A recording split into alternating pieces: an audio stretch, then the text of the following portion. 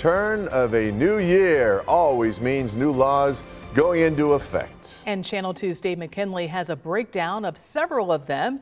He joins us now with more about what they mean for New York State residents in 2025. Dave?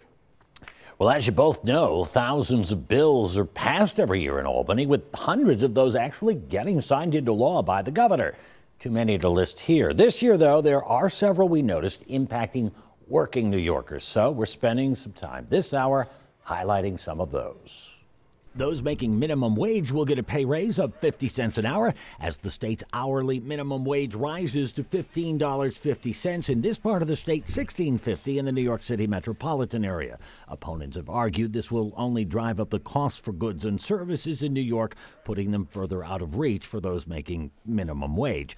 For working women who are pregnant, New York will be the first state in the nation requiring employers to grant them 20 hours of paid leave to attend prenatal doctor's visits. The law also prohibits the employer from requiring the worker to provide proof they are actually pregnant.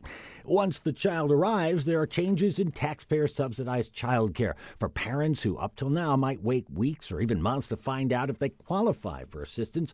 Under a new state law, lower wage earners will be declared presumptively eligible.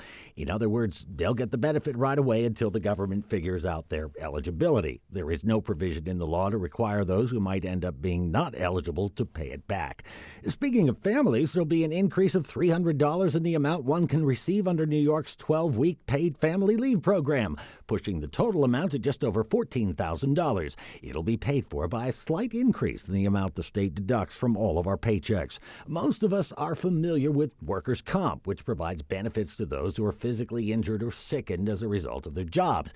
But now there will be benefits paid to those who suffer so-called mental injuries, defined as mental health challenges that occur as a result of extraordinary work-related stress. And if you're a contractor or a subcontractor in New York working on publicly funded projects, you will now have to be registered with the state.